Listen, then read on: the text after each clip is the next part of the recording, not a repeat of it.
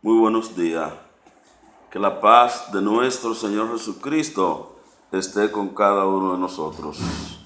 En esta mañana, pues nosotros vamos a analizar un tema muy importante que se titula La enfermedad más terrible que existe en el mundo, el pecado. Pues muchas personas yo les he preguntado, ¿cuál es la enfermedad más terrible? Unos me han dicho el cáncer, el SIDA, la tuberculosis, la sífilis, así sucesivamente. Pero ninguna de esas son la enfermedad más terrible, porque cualquier persona que muera con un tipo de enfermedad de esa, si muere entregado a Cristo, será resucitado. Pero la enfermedad más terrible es el pecado, porque el pecado nos separa de Dios. Y si una persona muere separado de Dios, cuando Cristo venga se pierde. En el libro de Isaías 59 del 1 al 2, Isaías pues oró por el pueblo porque estaba en problema, pero el pueblo estaba en pecado. Y Dios le dijo, el brazo del Señor no se ha cortado, ni el oído se ha tapado para oír, pero su pecado, su iniquidad, han hecho separación entre mí y ellos. O sea que el pecado nos separa de Dios. Otra pregunta, la persona se preguntan dónde y con quién comenzó el pecado. Mucha gente dice con Adán y Eva. Sin embargo, el pecado no comenzó con Adán y Eva, sino con Lucifer, con un ángel que era el cuarto en mando en el reino de los cielos. Después del Padre, el Hijo y el Espíritu Santo, era Lucifer. ¿Qué significa Lucifer? Ángel de luz. Ahora bien, se rebeló contra Dios. ¿Cómo probamos esto? Pues nosotros nos vamos al libro de Apocalipsis 12, 7 hasta el 9. Dice, hubo una gran batalla en el cielo. Miguel y sus ángeles lidiaban contra el dragón. El dragón y sus ángeles luchaban contra Miguel, pero no prevalecieron.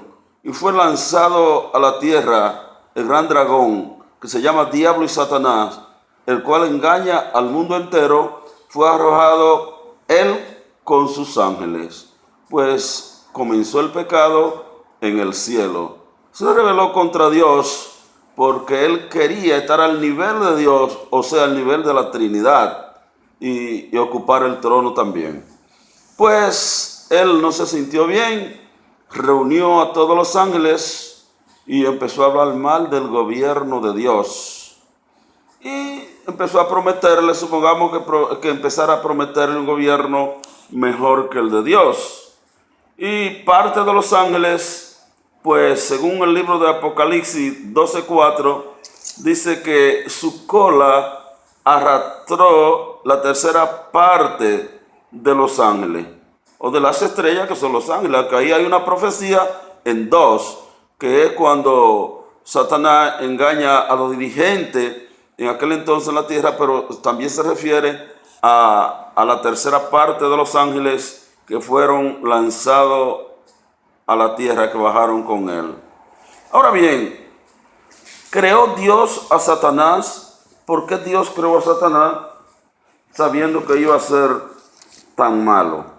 Pues nosotros le hemos dicho a las demás personas que nos han hecho esa pregunta que Dios no creó a Satanás. ¿Y a quién creó Dios? Yo voy a leer en el libro de Ezequiel 28:13 en adelante. En el Edén, en el huerto de Dios, estuviste. Toda piedra preciosa te adornaba: rubí, topacio, esmeralda, crisólito, onice, y jaspe, zafiro, turquesa y berilo. De oro eran tus engastes y adornos, preparados desde el día en que fuiste el creado.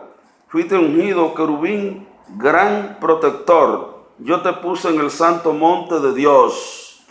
Allí estaba, en medio de piedra de fuego andaba. Perfecto era en todos tus caminos, desde el día en que fuiste el creado hasta que se halló en ti maldad.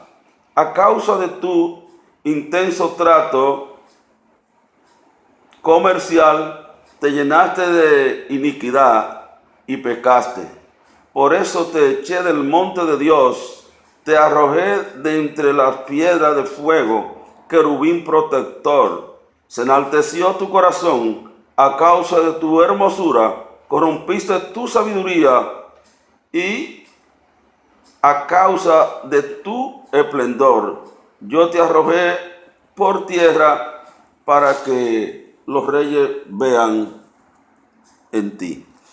Ahí pudimos ver que Dios no creó a Satanás. Dios creó un ángel perfecto, pero él se volvió Satanás porque se enalteció su corazón y se llenó de envidia y se llenó de orgullo. Por eso se volvió Satanás, que significa tiniebla, maldad y oscuridad. Ahora bien, ¿qué era lo que Lucifer quería que lo llevó a desobedecer a Dios? En el libro de Isaías, en el libro de Isaías 14, 12 al 14, nos dice qué era lo que él quería. Yo voy a leer: Lucero, hijo del alba, ¿cómo caíste del cielo? Fuiste echado por tierra, tú que abatías a las naciones, tú que decías en tu corazón, subiré al cielo, en lo alto por encima de las estrellas de Dios, levantaré mi trono. En el monte de la reunión, al lado norte me sentaré, sobre la alta nube subiré y seré semejante al Altísimo. O sea, que él quería ser igual a Dios. ¿Por qué lo hizo? Por envidia, porque no se conformó con lo que era ni con lo que tenía. Por eso nosotros hoy debemos conformarnos con lo que Dios nos da, trabajar y estudiar y no desear lo del otro. Ahora bien, fueron lanzados a la tierra. Cuando se lanza a la tierra, el nombre de Lucifer se le quita y se le pone entonces Satanás. Lucifer significa ángel de luz. Se le pone Satanás, que significa tiniebla, maldad y oscuridad. Y a los ángeles que fueron lanzados con él se les llama espíritu de demonio. Pero en el mundo brujo, en los centros de brujería, le han cambiado los nombres. Le han puesto Ogumbaleyó, Mitrisilí, Anaís Apié, Ogumbatalá, Gran Varón del Cementerio, Beliebercán, así sucesivamente. Pero solo son los espíritus de demonio. Ahora bien, Satanás sabía que Dios había introducido a Adán y a Eva al jardín del Edén y quería hacerlo pecar para que ellos tuvieran las mismas condiciones que él. Se supone que se reunían los demonios, porque ellos hacen sus reuniones y planificarían. Allí está Adán y Eva, que Dios le dio un mandamiento que ellos no deben violar. Pero que si nosotros logramos que ellos violen ese mandamiento, pues ellos estarán igual que nosotros. Y si no, nosotros seremos los jefes de la tierra. ¿Cuál era el mandamiento que Dios le dio a Adán y a Eva? Era un mandamiento simple. Dios les dijo: de todo árbol del huerto podrás comer, pero el árbol de la ciencia del bien y del mal no comerás, porque el día que de él comiere, ciertamente morirá. Era un mandamiento simple, había comida, había de todo, solamente ellos debían abstenerse de ese árbol que no mataba, que era bueno, pero era el mandamiento de Dios. En ese momento era la ley de Dios ahí, y ellos debían obedecer, y de ahí dependía si ellos vivirían para siempre. Pero lamentablemente, según el libro de Génesis 3, del 1 al 6, podemos ver, si usted lo puede leer por allá, donde Satanás estaba acechándole. Dios le había dicho que debían mantenerse unidos, y así debe ser. La pareja debe mantenerse unida. Pero parece ser que Eva empezó a codiciar el árbol y empezó a caminar para donde estaba el árbol. Lo codició. Satanás, que la está acechando, se introduce en una serpiente y le habla. Eva le hace el jueguito, empiezan a hablar. Parece ser que Eva le preguntó, no está en la Biblia, ¿por qué habla? Y la serpiente simplemente le diría, porque estoy comiendo de este árbol. Y tal vez nos mata, eso es mentira de Dios. Dios lo que quiere es que ustedes sigan siendo mediocres.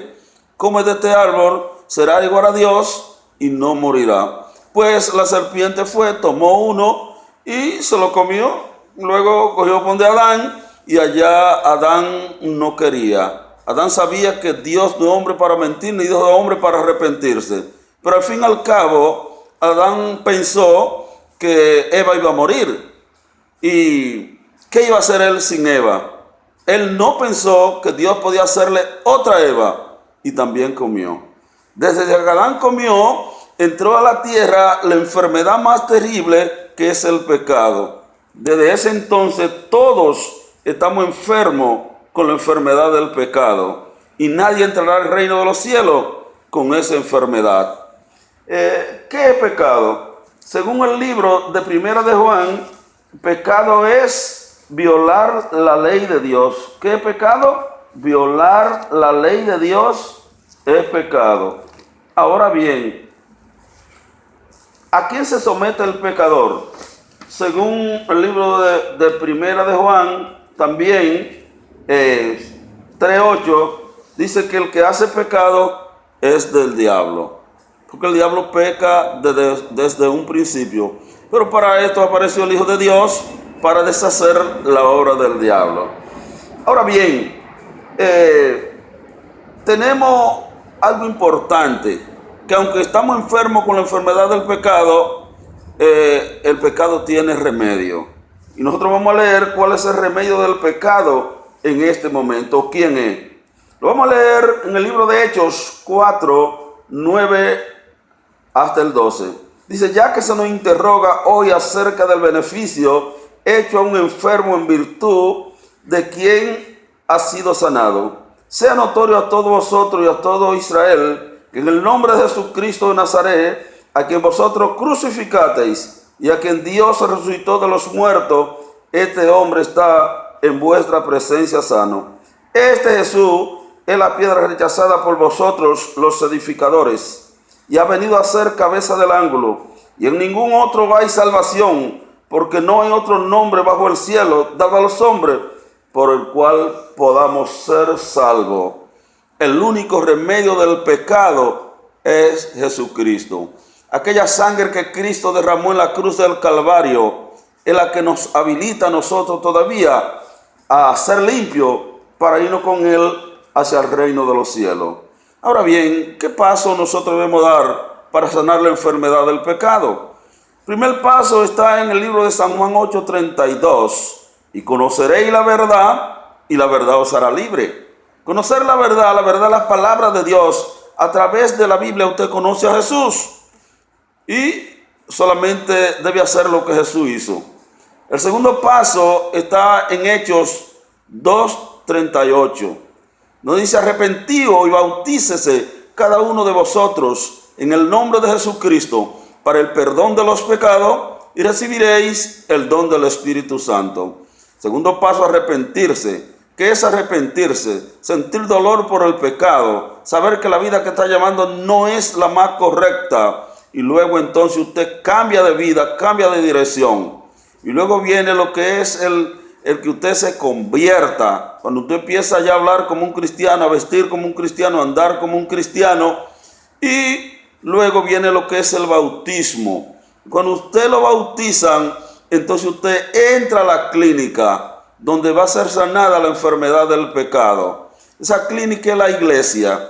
En esa iglesia hay un médico que se llama Jesucristo, que le va a aplicar a usted 4 recetas espirituales que usted debe tomarse diario. La primera receta es leer la Biblia todos los días, escudriñar las escrituras, porque en ella os parece que tenéis la vida eterna y ellas son las que dan testimonio de mí. Segunda receta, predicar el evangelio. En el libro de Mateo 24:14 dice, y será predicado este evangelio del reino para testimonio a todo el mundo y entonces vendrá el fin. Tercera receta está en el libro de 1 Tesalonicenses 5:17, orar sin cesar. Y la cuarta receta está en el libro de Hebreos 10:25, donde el apóstol Pablo habla claro. No dejemos de congregarnos, como algunos lo tienen por costumbre, más cuando este día se acerca.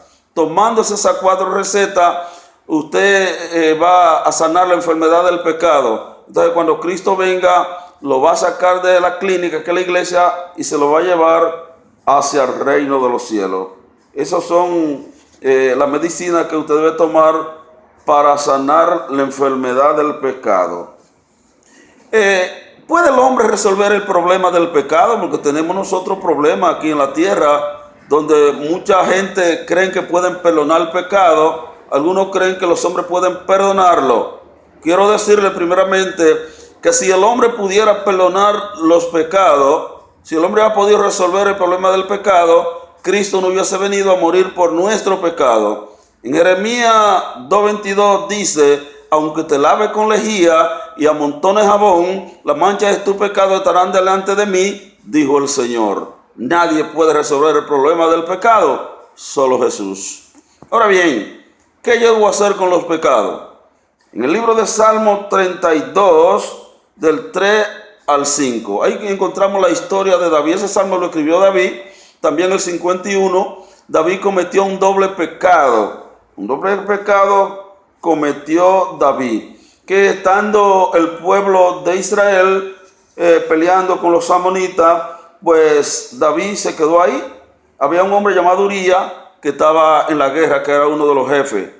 Pero Urías estaba casado con una joven llamada Belsabé. David salió a bañarse o a pasearse por la alcoba y la vio bañándose, la deseó. La mandó a buscar, como nada le podía negar al rey, pues se la llevaron. La embarazó. Se metió en miedo. Mandó a buscar a Urías de la guerra y le dijo a sus seguidores: denle mucho vino. El vino fermentado emborrachaba. Y luego llévenlo a la casa. Y así lo hicieron, pero el hombre no quiso entrar. Porque Dios tenía un propósito con David, que David reconociera su pecado. Al otro día también dijo: denle más. No entró. Pues lo mandó a buscar y le hizo una carta. Y se le envió al general Joás. Y la carta decía: cuando Urías llegue, ponlo en el centro de la batalla, donde esté más recia. Déjenlo solo para que muera. Y así fue, murió. Después que murió David, después que murió Urías, David se llevó su mujer para su casa. Y estaba alegre. Pero el profeta Natán, Dios habló con él y le dijo: cuéntale esta historia a David. Había un hombre rico que tenía muchas ovejas. Había uno pobre que solo tenía una ovejita que dormía con él entre sus piernas. Pero le venía una visita al rico y mató la ovejita del pobre. David dijo: ese es digno de muerte. Y el profeta le dijo: ese eres tú, que teniendo tantas mujeres, le quitaste la mujer a Urías y también lo mataste. Y ahí fue cuando él escribe el Salmo 32 y el Salmo 51. Y en el Salmo 32, 3 al 5 dice David, ya arrepentido: mientras callé, se envejecieron mis huesos en mi gemir todo el día, porque de día y de noche se agravó en mí tu mano. Dije: mi pecado te confesaré y no encubrí mi iniquidad. Dije: confesaré mis rebeliones a Jehová, y tú perdonaste la maldad de mi pecado. O sea, que los pecados hay que confesárselo a Dios, no a nadie. Ningún hombre puede perdonar el pecado. Los pecados solo los perdona alguien que nunca haya cometido pecado. Por lo tanto, es importante que nosotros reconozcamos en estos momentos que los pecados hay que confesárselo al Señor, el único que puede perdonar el pecado. Y que cuando nosotros le perdonamos nuestro pecado al Señor, Dios es justo para perdonarnos. Según Isaías 1:18, el Señor dice: venid a mí y estemos a cuenta. Si vuestros pecados fueren como la grana, como la nieve serán blanquecidos. Aunque sean rojos como el carmesí, vendrán a ser como blanca lana. Dios perdona nuestro pecado. No importa que usted haya matado, que haya robado, que haya sido una mujer prostituta. Al Señor no le importa el pasado, sino el presente. Dios no quiere la muerte del impío, sino que el impío se arrepienta y sea salvo. Confesémosle nuestro pecado al Señor y Él nos perdonará, nos limpiará y nos aceptará y nos preparará para el reino de los cielos. Qué importante. Pero hay algo más que Dios hace con nuestro pecado cuando nosotros se lo confesamos y Él nos los perdona. Él hace más con nuestro pecado. ¿Qué más hace? En el libro de Miqueas 7, 18 al 19 dice: ¿qué Dios como tú que perdona la maldad y olvida el pecado del remanente de su heredad? No retiene para siempre su enojo, porque se deleita en su invariable amor. Dios volverá a compadecerse de nosotros, sepultará nuestras iniquidades y echará nuestro pecado a la profundidad del mar. Cuando nosotros le confesamos nuestro pecado al Señor, pues Dios nos perdona y lo tira al fondo del mar para no recordarse más de ello, para que usted se sienta perdonado, liberado y apto para el reino de los cielos. Así es que en esta mañana quiero exhortarle a cada uno de ustedes que confiesen su pecado a Dios. Cuando usted cometa cualquier tipo de pecado, usted se arrodille delante de su cama, le pida perdón a Dios y luego también le diga que lo ayude a no cometer más ese pecado. Dios es el único que perdona pecado. El hombre no puede perdonar el pecado. Es importante que nosotros reconozcamos esta parte. Recuérdense que si la Biblia lo dice, yo lo creo. Y eso lo dice la Biblia. Ahora, el que otra persona por tradición diga que puede perdonar pecado, eso son problemas de ellos. Pero la Biblia es las palabras de Dios. Y si la Biblia lo dice, yo lo creo. Hay mucha gente que dice que pueden perdonar pecado porque el Señor le dijo a Pedro que lo que atara aquí será atado en el cielo. En aquel entonces, pues Jesús quería dejar la iglesia en buena mano. Cogió a Pedro para que fuera el dirigente entre todos los iguales. Y luego en el libro de Mateo 16, 13 hasta el 19 le hace alguna pregunta. ¿Quién dicen los hombres que es el Hijo del Hombre? Y ellos le dijeron, unos dicen que Jeremías, otros le dicen que Elías, otro que el profeta, y así sucesivamente. Y Jesús le dijo, ¿y quién dicen ustedes que soy yo? Y Pedro le dijo, tú eres el Cristo, el Hijo del Dios viviente. Por eso entonces Jesús le dijo, bienaventurado eres Simón, hijo de Jonás, porque no te lo reveló carne ni sangre, sino mi Padre que estás en los cielos. Y luego los comisiona y le dice, y tú eres Pedro, y sobre esta roca edificaré mi iglesia. La roca era Jesús. Que se sepa eso, la roca era Jesús, porque lo dice en Efesios 2:20, que la roca es Jesús. Entonces los comisiona y luego le dice, y a ti te daré la llave. La llave es algo que lo han tergiversado. La llave le dio la llave del cielo, es importante. Mucha gente cree que le dio la llave del cielo para que cuando alguien muere, él le abra la puerta. No, las llaves simbolizaban en aquel entonces el evangelio. A ti te doy el evangelio para que lo predique y los que crean y se sujeten a Jesucristo, pues entonces no irán para el infierno. Y le dijo como dirigente de iglesia, lo que tú ates allá, aquí será atado allá, y lo que desate aquí será desatado allá. Mucha gente han pensado que es que Pedro lo nombraron como el primer papa y Pedro puede perdonar pecado y ellos pueden perdonar pecado. Eso es mentira. Los papas no se casan y Pedro tenía su suegra. Simplemente le dijo, tú como dirigente de iglesia, lo que tú hagas en la iglesia conforme a la Biblia, yo lo voy a aprobar allá. Y lo que tú deshagas, que tú veas que no está bien, también yo lo voy a aprobar allá. Pero no era perdonar el pecado.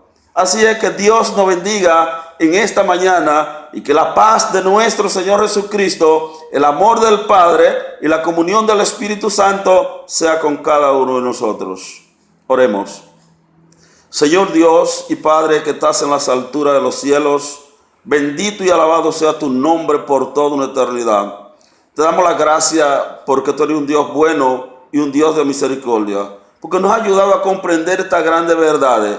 Permite, oh Dios, que este evangelio pueda llegar al mundo entero, que las personas que están confundidas puedan ser aclarados y puedan reconocer que solo Dios perdona pecado. Aumenta nuestra débil fe. Permite que tu Espíritu Santo nos bautice con su presencia. Permite que podamos ser una luz que alumbremos en el medio de la oscuridad, que podamos representar a Cristo como debe ser aquí en la tierra.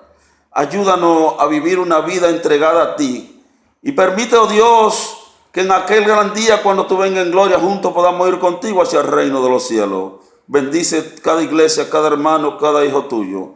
Permite, oh Dios, que juntos, unidos, podamos trabajar para traer las almas hacia los pies de Jesús. En tu mano nos entregamos en estos momentos, en el nombre de Jesús. Amén. Amén.